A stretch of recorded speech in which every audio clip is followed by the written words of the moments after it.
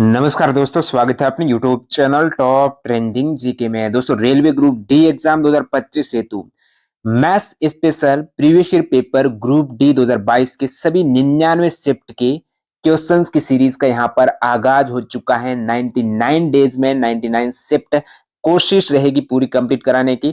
और यहाँ पर अपन शुरुआत कुछ अलग अंदाज से करने वाले हैं। यूट्यूब पर पहली बार मैं बोल रहा हूँ, पहली बार क्यों, मैंने चेक किया यूट्यूब पर कहीं पर भी किसी भी चैनल पर पूरे शिफ्ट का मैथ्स का सॉल्यूशन नहीं मिल रहा था। कुछ चैनल के शुरुआती शिफ्ट के एग्जाम्स हैं उनके कवर कर रखे थे। तो हम क्या करेंगे, वैसे ग्रुप डी 2019 का पेपर आपकी 2022 में 17 अगस्त से स्टार्ट हुआ था। ये पूरी शिफ्ट यहाँ पर अवेलेबल है। आपकी लास्ट शिफ्ट एग्जाम था ना 99 शिफ्ट में, वो 11 अक्टूबर को था। तो शुरुआत अपन करने वाले हैं 11 अक्टूबर के पेपर के साथ में। 11 अक्टूबर, फिर अपन 7 अक्टूबर का उससे पहले पेपर था, उससे पहले आपका 6 अक्टूबर का था। इस टाइप से कम करते हुए सभी शिफ्ट कंप्लीट करेंगे। इस एफर्ट के लिए मैम के लिए लाइक हो जाएं, क्योंकि ये पूरी सीरीज शिवानी मैम के द्वारा कंप्लीट की जाएगी। तो आज शुरुआत कर रहे हैं।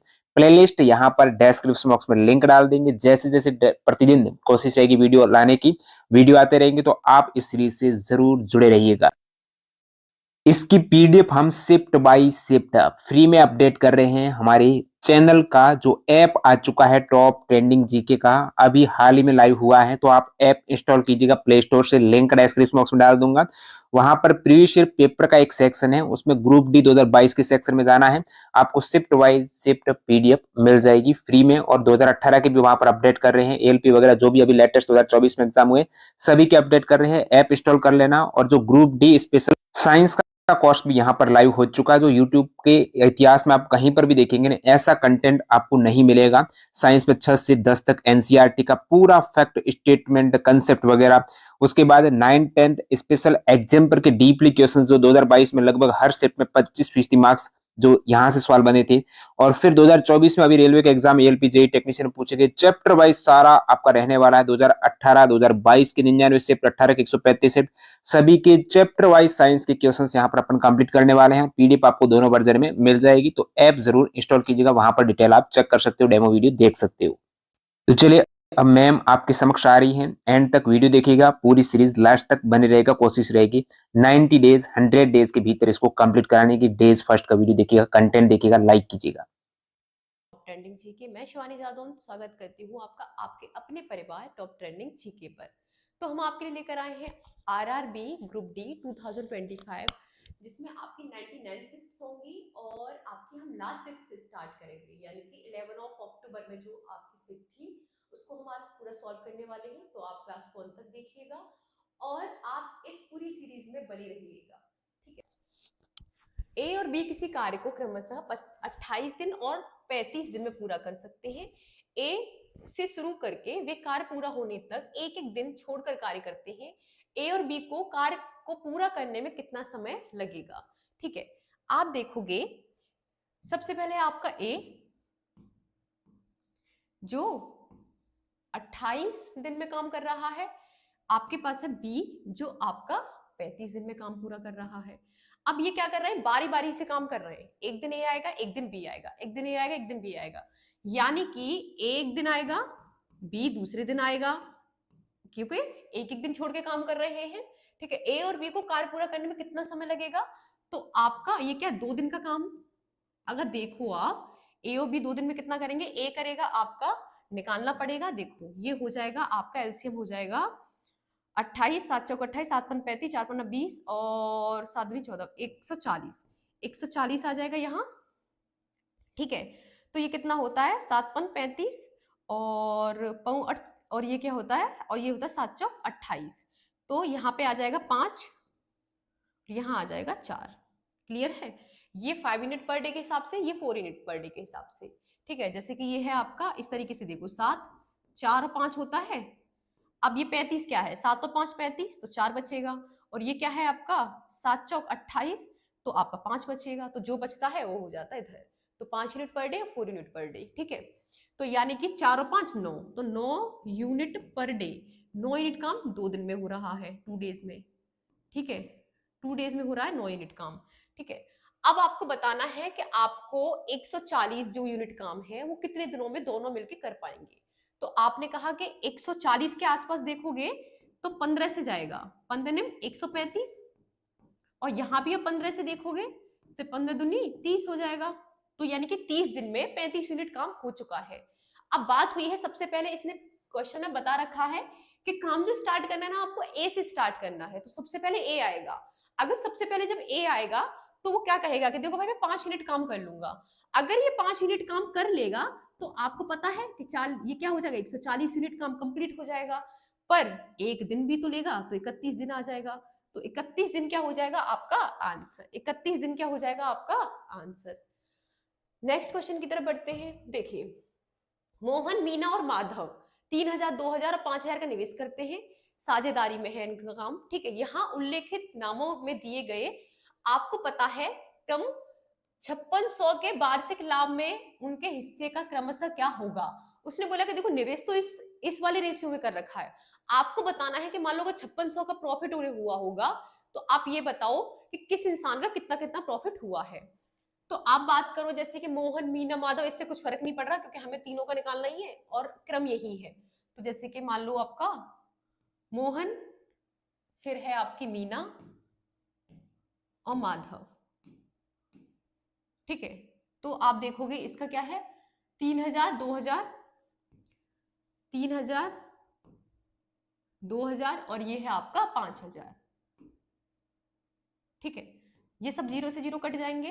अब आप देखोगे 3 और 2 5, 5 10, यानी कि अब आपने इन्होंने 3 2 5 के अगर रेशियो में इन्होंने इन्वेस्ट किया होगा तो उनका जो क्या होगा, अगर उनका प्रॉफिट भी जो आएगा वो इसी रेशियो में आने वाला है। तो 3 तो 5 ही रेशियो में आने वाला है। प्रॉफिट आप बोल रहे हो कितना बोल रहे हो, 5600 बोल रहे हो, तो आप बोल रहे हो 5600 है, हमारे हिसाब से 10 यूनिट आया है, 0 से 0 कट जाएगा। तो आपको 560 से 3 में गुणा करना पड़ेगा, 560 का ही आपको 2 में गुणा करना पड़ेगा और 560 का ही आपको यहाँ कितना है आपका 5। अब आप देखो ये 0 हो गया और 18 का 8 हो गया, एक कैरी गया, 5 15 16, तो 1680, 1680 आपके दो ऑप्शन में है। दूसरा ऑप्शन भी देखते हैं, 0 और 2 छिंग 12 और 2 5 10 और 1 11, 1 1 2 0। तो आपका 1 1 2 0 ये है, बाकी आपका 1 1 2 0 तो किसी में भी नहीं है, तो आपका ऑप्शन नंबर बी करेक्ट होगा। अब ये भी आपका 2800 ही अब आने वाला है। देखो 0 और 5 छिंग 30 का 3, 55 25 26 27 28, 2800। तो आपका option number B correct answer है, आपने देख लिया। और अभी हम बढ़ने वाले हैं नेक्स्ट क्वेश्चन की तरफ। देखिए, एक पाइप एक खाली टंकी को 15 घंटे में पूरा भर सकती है, लेकिन टंकी के तल में रिसाव होने के कारण यह 20 घंटे में पूरी तरीके से भरती है।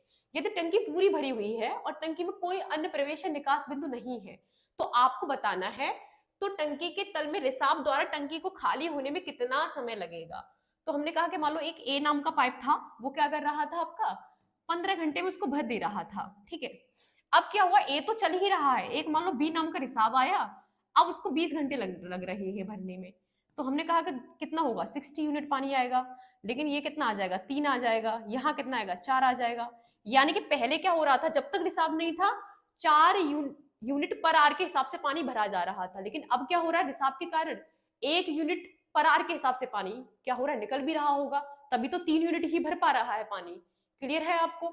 तो आपने कहा कि देखो 60 यूनिट हो, अगर रिसाव 1 है, पूछा क्या क्या है, तो अन्य प्रवेश या निकास बिंदु नहीं है, तो टंकी के तल में रिसाव द्वारा टंकी को खाली होने में कितना समय लगेगा, पूछा है खाली होने में। तो खाली कितना हो रहा है, 1 यूनिट पर आर के हिसाब से ही हो रहा है, तो 60 अपॉन 1 हो जाएगा, ये हो जाएगा 60, तो 60 आ जाएगा आपका आंसर। तो 60 घंटे क्या हो जाएगा आपका आंसर हो जाएगा। नेक्स्ट क्वेश्चन की तरफ बढ़ते हैं। देखिए वही क्वेश्चन है, एक समान जूतों की 1 दर्जन जोड़ियों के संयुक्त अंकित मूल्य है आपका 7200 पर 20% की छूट दी गई है और आपसे पूछा गया है 1440 में ऐसे कितने जोड़ी जूते आप खरीद सकते हो। तो देखो 7200 के जूते थे, अब 80% पे मिल रहे हैं, आप समझ सकते हो कि 20% का अगर उसने डिस्काउंट दिया तो ये है उनका एसपी। लेकिन ये क्या है, ये आपका है 1 दर्जन जोड़ी, यानी कि 12 जोड़ियों की बात हो रही है, ये 12 पेयर की बात हो रही है, ठीक है। तो आप देखोगे 0 से 0, 0 से 0 और ये हो जाएगा 0 और ये कितना हो जाएगा, इसको ऐसे लिखते हैं 7 2 मल्टीप्लाई बाई 80 ऐसे लिखो, 72 मल्टीप्लाई बाई 80 ऐसे लिख लो।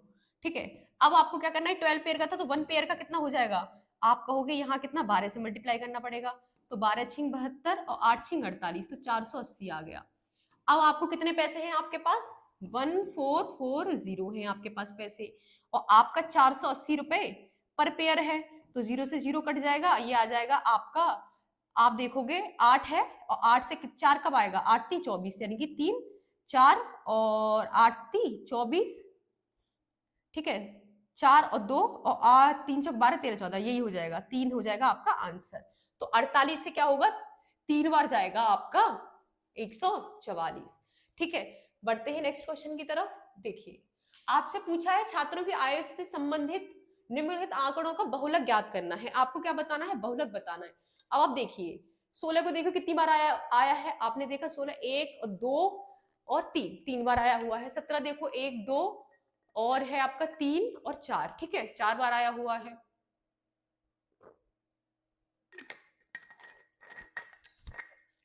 देखिए कितना है, 16 कितनी बार है, 1 और 2, ठीक है, 3 बार आया हुआ है।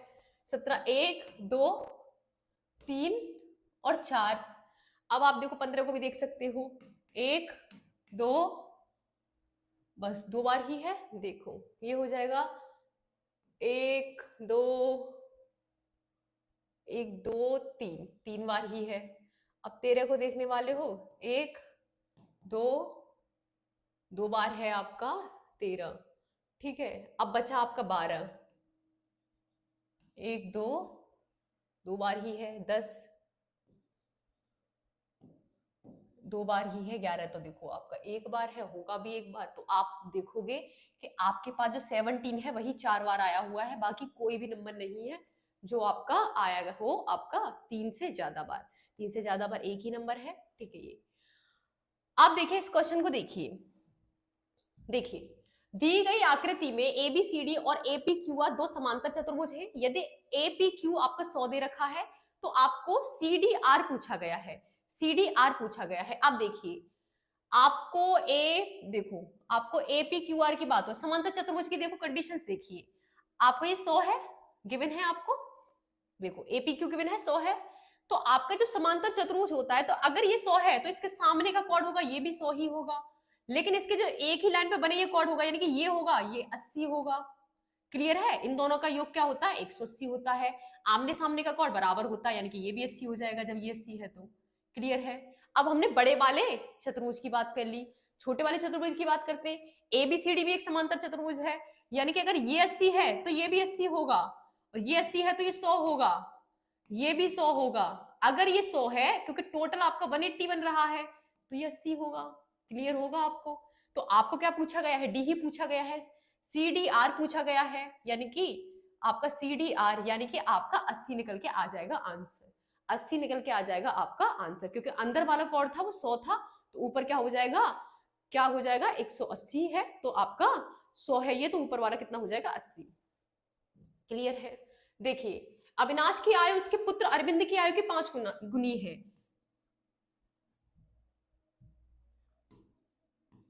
अविनाश अरविंद, ठीक है, अरविंद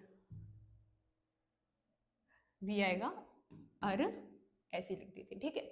आप देख रहे हो अविनाश की आयु उसके पुत्र अरविंद की आयु की 5 गुनी है, तो अविनाश की 5 गुनी है तो अविनाश 5 होगा, तो उसका पुत्र जो अरविंद है वो 1 यूनिट होगा उसका, ठीक है।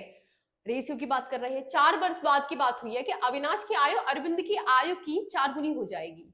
अब 4 वर्ष बाद चलो आप, कितना हो रहा है रेशियो, 4 हो रहा है, यानी कि अविनाश है वो 4 गुना हो जाएगा अपने बच्चे से। आप देखोगे ये हो जाएगा 4, यहां पर डिफरेंस आएगा 4, यहां आएगा 3। अब आप देख सकते हो कि यहां 4 है तो यहां 3 का मल्टीप्लाई करना पड़ेगा, यहां 3 था तो यहां 4 का मल्टीप्लाई करना पड़ेगा। क्लियर है आपको, ठीक है, ये भी हो गया। अब देखो ये कितना हो जाएगा 15, ये हो जाएगा 15 और ये हो जाएगा 3, ये हो जाएगा आपका 16। और ये हो जाएगा आपका 4। अब देखो डिफरेंस, देखो एक एक, लेकिन क्वेश्चन कह रहा है 4 है डिफरेंस, 4 है तो 1 यूनिट की वैल्यू कितनी हो जाएगी 4। तो आप जो बात कर रहे हो, जो आपने बोला है कि 15 है तो 15 गुणा 4 हो जाएगा, और ये भी 4 हो जाएगा, ये हो जाएगा 12, ये हो जाएगा 60। और सम कितना आ जाएगा, इनकी प्रेजेंट एज यही तो है, क्योंकि ये दूसरी वाली एज है, ये 4 साल बाद की एज है। तो 15 और ये कितना हो जाएगा 60 और 12, तो 60 प्लस 12 अपॉन 2 बात हो रही है औसत की, तो 2 और 6 एक साथ बटे 2, ये हो जाएगा 36। तो 36 आ जाएगा आपका आंसर। और आप देख सकते थे 15 और 3 कितना हो, 15 16 17 18, 18 हो जाएगा, 1 यूनिट की वैल्यू 4 है और 2 से भाग दोगे 2 18 36। इस तरीके से भी कर सकते थे, आपको जरूरत भी नहीं है कि डायरेक्ट वैल्यू निकालो, 1 यूनिट की वैल्यू बस इसमें पुट कर दो, ऐसे भी कर सकते हो। दोनों तरीके हैं आपके पास। नेक्स्ट क्वेश्चन की तरफ बढ़ते हैं। देखिए, दिए गए पाई चार्ट में अलग अलग महीनों में एक परिवार द्वारा बिजली पर किए गए व्यय के प्रतिशत को दर्शाया गया है। चार्ट का अध्ययन करें और पूछे गए प्रश्न का उत्तर दें। उसने बोला है कि देखो, जनवरी फरवरी मार्च अप्रैल मई जून ये महीने हैं आपके, इनमें मई को और अगस्त 2 महीनों को आप छोड़ दो, ठीक है, 2 महीनों को छोड़ दो, बाकी जितने भी महीने हैं महीनों में मिलाकर बिजली पर किए गए कुल व्यय का केंद्रीय कोड आपको बताना है। ठीक है, तो आप देखो ये टोटल है, अगर परसेंटेज में दे रखा है आपको शायद दिख नहीं रहा हो, मैं बता रही हूँ परसेंटेज में है आपका, ठीक है। उसने बोला 2 महीने छोड़ो, देखो पहला वाला नीले कलर से जनवरी है, तो जनवरी फरवरी मार्च अप्रैल मई, तो आपका ये 25% है, ये है आपका 25%, ये छोड़ना है, ठीक है, इसको नहीं लेना है। और आपका फिर बोला है आपका महीना कौन सा है, अगस्त, अगस्त है आपका, ये है 6%, इसको भी छोड़ना है। तो अगर पूरे 100% में से आप 25 और 6 कितना हो जाएगा, 25 और 6 आपका कितना हो गया 31। आप 31% को छोड़ोगे तो बचेगा कितना, 69% बचेगा, यानी कि सबको लेना है, 69% को लेना है, 69% को लेना है। तो अब ये जो 69% है, ये 69% है, तो 100% जो अगर है आपका पाई चार्ट, ये 360 की वैल्यू है, 360 डिग्री की वैल्यू है। 1% किसकी वैल्यू है, 360 बट्टे 100 की वैल्यू है। तो आप जो बोल रहे हो कि हमें निकालना है 69% की वैल्यू, तो 69 लिख दो यहां। देखो 0 से 0 चला जाएगा, एक 0 नीचे है, तो आपको पता है कि एक संख्या बाद पॉइंट आएगा, और यह 6×54 5 4 पीछे 4 आना चाहिए, पॉइंट के बाद 4 आएगा, पॉइंट के बाद 4 आएगा। तो आप अगर ऑप्शन में जाओगे तो ये हो नहीं सकता 8 है, ये हो नहीं सकता 8 है, ये हो नहीं सकता 7 है, 248.4 248.4, तो ये हो जाएगा 248.4, ये है आपका आंसर 248.4, ठीक है, ये आपका आंसर हो जाएगा। नेक्स्ट क्वेश्चन की तरफ बढ़ते हैं। देखिए, पढ़िए क्वेश्चन को आप, ठीक है। दी गई आकृति है आपके पास, आकृति में त्रिभुज एबीसी दे रखा है, त्रिभुज दे रखा है एबीसी, जैसे त्रिभुज है आपके पास, ये है ए बी सी, ये है पूरा, और फिर है आपके पास एक और छोटा वाला है आपका एडीई, ये है आपका एडीई, ये ठीक है। अब आपको एडीई के समरूप है, ये दोनों समरूप है, मतलब बड़ा वाला छोटे वाले के समरूप है।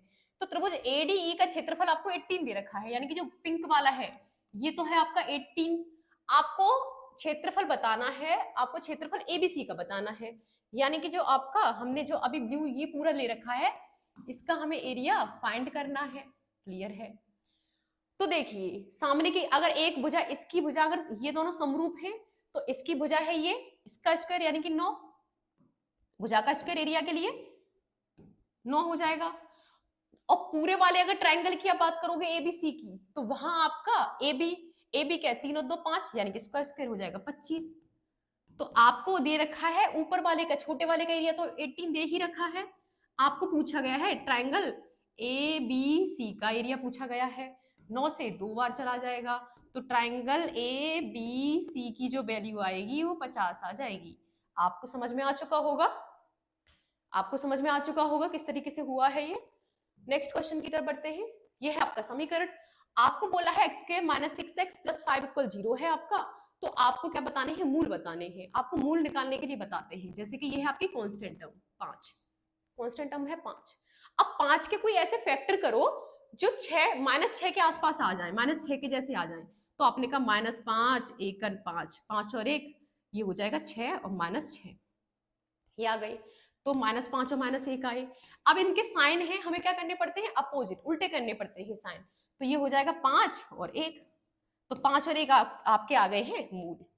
5 और 1 आपके आ गए हैं मूल, आंसर आपका आ चुका है। अब किसी ने कहा कि नहीं इस तरीके से मत बताओ, तो हमें पूरा सॉल्व करना है। तो हम कहेंगे x² -6x + 5 = 0 हो गया। आपने कहा ये होगा x² -5x -x + 5, ये होगा x -5 -1, ये हो जाएगा x -5, और x -5 ये हो जाएगा x -1, ये हो जाएगा x की वैल्यू क्या आ जाएगी, 5 और 1 यहां से निकालोगे, यानी कि सबके पास 0 है ना, आप देख रहे हो 0 है। तो एक बार x -5 के बराबर 0 रखोगे तो x बराबर 5 आ जाएगा, और एक बार x -1 के बराबर 0 रखोगे तो x बराबर 1 आ जाएगा। क्लियर होगा आपको? ठीक है, नेक्स्ट क्वेश्चन की तरफ बढ़ते हैं। 5 और 1 टिक लगे हुए हैं ऑलरेडी, बाकी ठीक है। देखिए, नीचे दी गई तालिका का अध्ययन कीजिए और पूछे गए प्रश्नों का आपको देना है उत्तर। देखो, अनुवादित शब्दों की संख्या है, सोमवार मंगल बुधवार को 2 इंसान है, एक है पुनीत एक है मोहित, दोनों ही आपके क्या कर रहे हैं, शब्दों का अनुवाद कर रहे हैं। यदि प्रति शब्द अनुवाद है तो 2 रुपए का भुगतान किया गया हो, 2 रुपए का भुगतान किया जा रहा है प्रत्येक शब्द के लिए। तो आपको बोला गया है कि तो देखो सोमवार को बताओ पुनीत और मोहित ने कितनी राशि जमा कर ली है। सोमवार के दिन देखो ये है उनके शब्द, अनुवादित शब्द है ये। लास्ट में आ रहा है यहाँ 8, अगर आपको दिख ना रहा हो तो लास्ट में आपका है 8 और यहाँ है आपका 6। दोनों को जोड़ोगे तो 8 9 10 11 12 13 14 14 आएगा, यानी कि 4 आएगा यूनिट डिजिट, और आपको 2 से मल्टीप्लाई करना ही पड़ेगा क्योंकि प्रत्येक शब्द के लिए 2 रुपए है। ठीक है, जो भी आएगा उसमें 2 रुपए का मल्टीप्लाई होगा, तो कितना आ जाएगा, 4 दूनी 8, यानी कि यूनिट डिजिट 8 आनी चाहिए। ये नहीं ये नहीं ये नहीं, option number C correct answer हो जाएगा। और अगर आपको इनको जोड़ना ही है तो 8 9 10 11 12 13 14 14, एक कैरी गया, 9 10 11 12 13 14 4, एक कैरी गया, और ये हो जाएगा 12, 1 2 4 4, ये हो जाएगा 2 से 8 8 4 2 2 4 8 8। ठीक है, तो आपका यही हो जाएगा सही आंसर। नेक्स्ट क्वेश्चन की तरफ बढ़ते हैं। 2 3 4 के का माध्य के है तो बहुलक बताना है। 2 3 4 के, 2 + 3 + 4 + के, 1 2 3 4 का माध्य भी के ही है, यानी कि ये हैं आपके 4 नंबर, इनका जो माध्य है वो के ही है, तो बहुलक आपको बताना है। 4 5 6 7 8 9, 9 + के हो जाएगा आपका 4 के, तो k की वैल्यू हो जाएगी आपकी, ये है 4, इधर k आएगा आपका ये वाला, तो ये आ जाएगा 3k, 9 उधर, 9 तो यही था, मतलब आपने k को उधर भेजा है, तो k की वैल्यू कितनी आ जाएगी, 3 आ जाएगी। अब आप देखो ये k कितना हो चुका है आपका, 3 हो चुका है। अब बहुलक बनाने के लिए क्या होता है, कोई भी नंबर कितनी बार आया है, एक से ज्यादा बार कोई नंबर आया हो, ये एक बार आया है, ये एक बार आया है, और 3 आपका 2 बार आ चुका है, तो 3 आपका क्या हो जाएगा आंसर। ठीक है, नेक्स्ट क्वेश्चन की तरफ बढ़ते हैं। 3x² और उसकी होल पावर 5 है, और 6x की पावर -2 इसकी भी होल पावर 2 है। तो अब देखो 3 को 5 बार लिखो, 2 4 और ये 5, क्योंकि इनकी होल पावर 5 है ना, x² की भी होल पावर 5 है। पर आप देखो 5 दूनी 10 हो जाएगा, x की पावर क्या हो जाएगी, 10 हो जाएगी। क्लियर है। नीचे है आपका 6 जो 2 बार है, तो 6 गुणा 6 कर दो, और ये है आपकी x के -2 और ये 2, तो कितना हो जाएगा, 4 हो जाएगा, तो x की पावर -4 हो जाएगी। देखो 3 से 2 बार, 3 से 2 बार, ठीक है, और 3 9 9 3 27, ये 27 आ जाएगा, और ये 4 है ऊपर चला जाएगा, तो x की पावर 14 प्लस के आ जाएगी, क्योंकि ये नीचे नेगेटिव थी तो ऊपर पॉजिटिव होकर जाएगी, तो x की पावर 14 आ जाएगी, और ये हो जाएगा 4।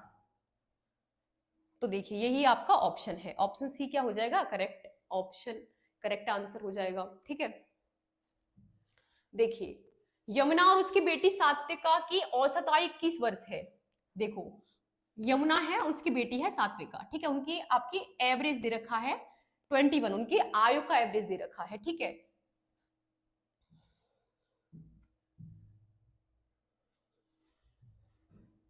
देखिए उसकी आयु का अनुपात 5:1 है, उनकी जो आयु है उनका अनुपात 5:1 है, 5:2 है, सॉरी।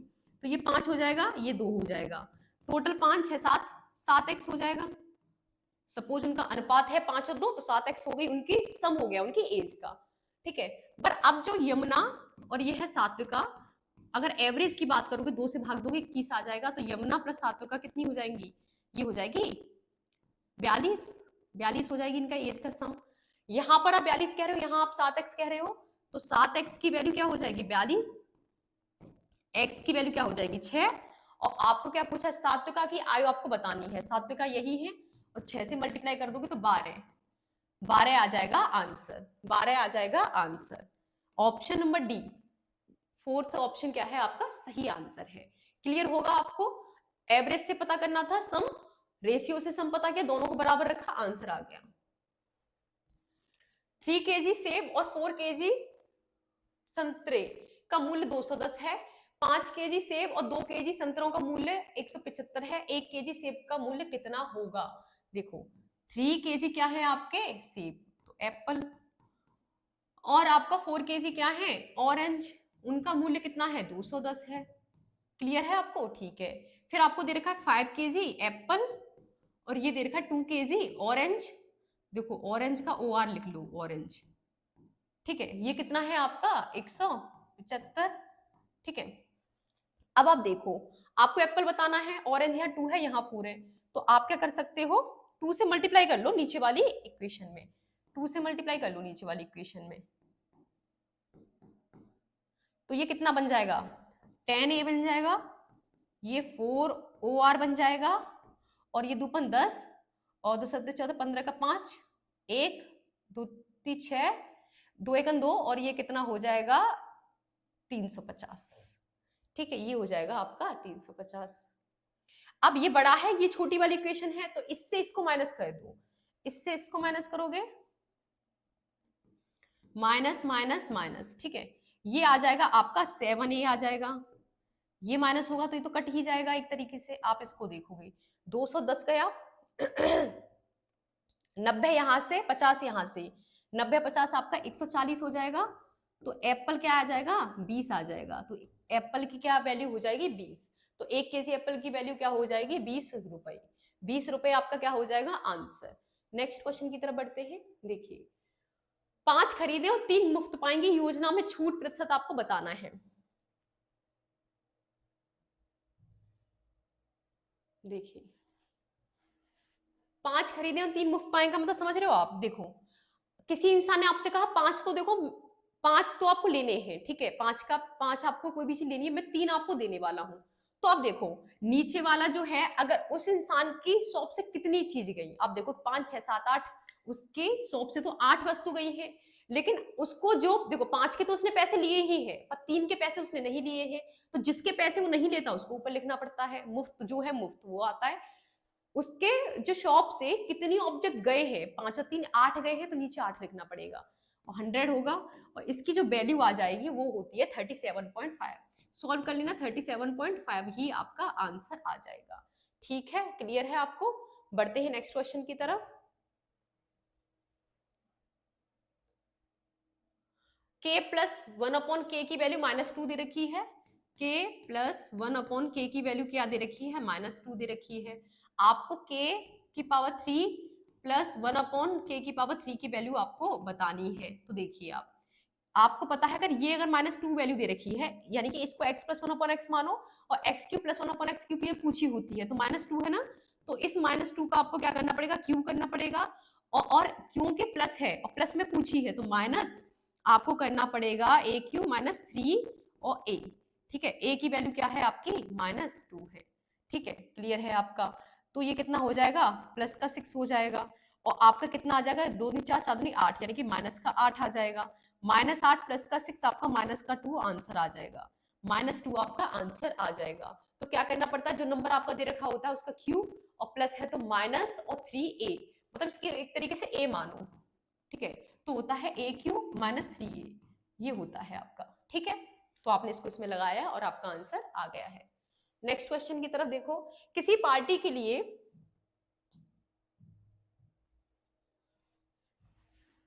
देखिए, किसी पार्टी के लिए जन्मदिन की टोपियों को 8 या 10 के पैकेटों में पैक करते समय एक यदि लॉट में टोपियों टोपियों की संख्या 250 से अधिक किंतु 300 से कम थी, तो लॉट में टोपियों की संख्या आपको बतानी है। ये थोड़ा इसमें ये है कि एक मतलब ये इस तरीके से होना चाहिए, लेकिन आपको जब वो पैक कर रही तो एक टोपी बचती हुई है, एक टोपी बचती है। तो आप देखिए 8 और 10 है, 8 और 10 के हिसाब से आपको पैकेट बनाने हैं, तो इसका एलसीएम कितना आ जाएगा? इसका एलसीएम कितना आ जाएगा आपका?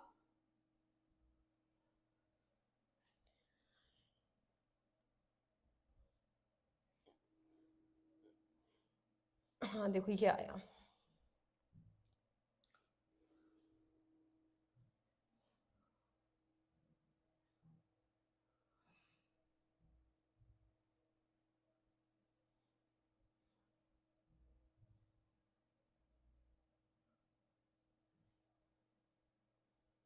देखो हमेशा बच जाती है, एक टोपी हमेशा बच जाती है, ठीक है। तो अब उसने बोला है कि आपको बताना है, टोपियों की संख्या बतानी है। तो आपने कहा कि 8 और ये है 10, इनका एलसीएम कितना आएगा? 40 आएगा। अब आपको क्या करना है, ये दोनों क्या है 250 और 300 के बीच में होनी चाहिए। तो 4 का कौन सा मल्टीपल है? ये 250 और 300 के बीच होगा। तो आपने कहा कि 4 6 24 4 7 28, यानी कि 40 मल्टीप्लाई बाई 7, तो कितना हो जाएगा? 4 7 28, 280 आ जाएगा। क्योंकि एक टोपी हमेशा बची ही रहती है, तो 281 आपका आंसर आ जाएगा। समझ में आया होगा, एलसीएम लेना है और इन दोनों के बीच में लाना है, तो कोई ऐसा नंबर मल्टीपल होना चाहिए 40 का जो कि आपका 300 और 250 के बीच में आ जाए। अगर आप करते आप अगर करते और 4 6 24, 240 आता जो 250 से कम रह जाता, और आप 4 8 32 करते 320 से ज्यादा चला जाता। तो इसके बीच में क्या है आपका? यही है आपका 280। क्योंकि एक टोपी बची रह जाती है तो एक आपको जोड़ना पड़ेगा। देखिए ये देखो, आपको पता है 8 और 15, 8 15 17 का एक ट्रिपलेट होता है। तो आपको पता पड़ चुका है कि के की वैल्यू क्या है आपकी? 17 है। के की वैल्यू 17 है। अब आपको पूछा है कॉस और कॉट। तो देखो लाल बट्टे कक्का होता है आपका, देखिए लाल बट्टे कक्का होता है, तो जो कॉस है वो ए अपॉन के हो जाएगा, और आपका कॉट है वो क्या हो जाएगा? लाल बट्टे कक्का, तो यानी कि ए अपॉन क्या हो जाएगा? एल हो जाएगा। अब ए क्या है आपका? आधार क्या है आपका? 15 है। और कर्ण क्या है आपका? 17 है। और आधार फिर से आपका 15 है, और लंब आपका 8 है। ठीक है, ये हो जाएगा। 15 को कॉमन ले लो, तो देखो ये हो जाएगा 1/17, ये हो जाएगा 1/8, ये 17 मल्टीप्लाई बाई 8 आ जाएगा।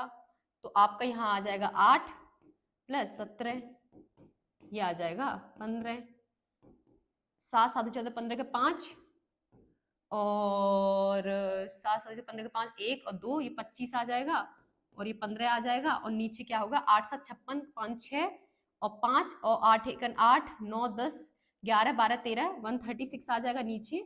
और 25 का 15 में आप करोगे, देखो 136 कहाँ पे आ रहा है? दो ऑप्शंस में आ रहा है। और ये कितना होगा? मल्टीप्लाई इसका करो 15 का 25 का 15 में करोगे, तो देखो पचम 25 का 5 और 2, और दूपन 10 और 5 और 2, यहाँ कितना हो जाएगा? ये 7 और 1 2 1 2 3, 375 है आपका, 375 है। और ये कितना है? 136। तो आंसर है आपका ये 375 136, 375 136 आपका आंसर हो जाएगा। क्लियर है आपको? ये हो जाएगा आपका आंसर। नेक्स्ट क्वेश्चन की तरफ बढ़ते हैं। एक त्रिभुज का क्षेत्रफल है आपका 85।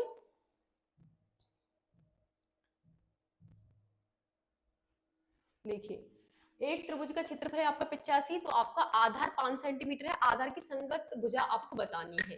तो देखिए अगर एक त्रिभुज का क्षेत्रफल आपका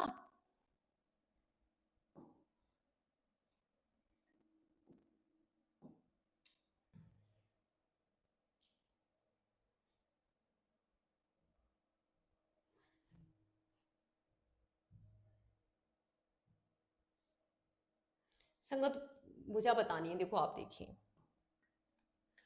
क्षेत्रफल अगर आपको 85 है, तो इसका आधार अगर 5 है, तो आधार अगर 5 होगा तो 1/2 आपको पता आधार गुणा ऊंचाई होता है, और आपका क्षेत्रफल दे रखा है 85, तो देखो 5 से कट जाएगा, 5 चौकन 5 और 6 7 8 5 सत्ते 35 और आपकी एच आ जाएगी 7 दूनी 34।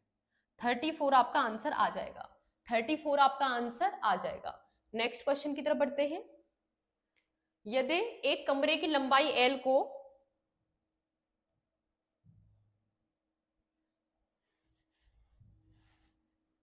यदि एक कमरे की लंबाई L को 10% कम कर दिया जाता है और B को 10% बढ़ा दिया जाता है, तो आपको बताना है कि जो आपका परिमाप है उसमें कितना परिवर्तन आएगा। ठीक है, तो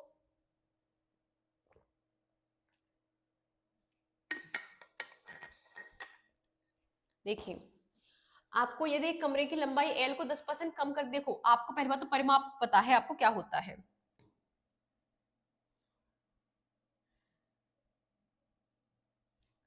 देखिए, परिमाप की बात करें तो आपको पता है 2L + B होता है। अब आपको परिवर्तन करना है, तो यानी कि इससे अब आप जो चेंज ला रहे हो वो माइनस करना पड़ेगा, परिमाप ही तो माइनस करना है और चेंज वाला करना है। तो आपने कहा L को 10% कम किया जाता है, तो कितना हो जाएगा, 9L/10 हो जाएगा। मान लो 10% कम का मतलब क्या है, 10/100 हो जाएगा, तो 1/10 हो जाएगा, और कम कर रहे हो तो 9/10 हो जाएगा, तो L। ठीक है, 9/10L हो जाएगा, तो 9/10 और ये हो जाएगा L। ठीक है, ये हो गया, इसे बाद में लिखते, बी भी निकालते। ठीक है, तो आपको पता पड़ चुका है एल क्या हो जाएगा आपका, चेंज होके 9/10L हो जाएगा, और बी क्या हो जाएगा चेंज होके, आपको पता है उसने कहा है कि 10% बढ़ रहा है, तो 11/10 बी हो जाएगा, ये हो जाएगा बी। तो अब आपका परिमाप के लिए 2 ही हो जाएगा, अब यहाँ पे होगा 9/10L और ये हो जाएगा प्लस 11B/10, ये हो जाएगा, 2 आपका कॉमन हो जाएगा। अब L, ठीक है, L से आपको क्या माइनस करना है, 9/10L माइनस करना है, और ठीक है, अब प्लस का है आपका B, इससे क्या माइनस करना है, 11/B/10 ये माइनस करना है। क्लियर है आपको, 2 को आपने कॉमन ले लिया। अब इस तरीके से 10 यहाँ आएगा, 9 यहाँ जाएगा, तो L बचेगा। ठीक है, L बचेगा अपॉन 10 बचेगा, और यहां आप देखोगे तो 10 यहां जाएगा, माइनस के 11 होगा, तो माइनस का B/10 बचेगा, और 2 आपका कॉमन है, तो ये हो जाएगा L - B, और 2 से ये आ जाएगा 5, L - B/5, तो ये हो जाएगा L - B/5। Option number B will be correct answer हो जाएगा। नेक्स्ट क्वेश्चन की तरफ बढ़ते हैं। ये लास्ट क्वेश्चन है, इसके बाद एक क्वेश्चन आपको खुद करना पड़ेगा। ठीक है, लास्ट वाला क्वेश्चन आप खुद करना और मुझे बताना, इजी है वो क्वेश्चन, ट्रिपलेट से होगा, बाकी इसको देखते हैं।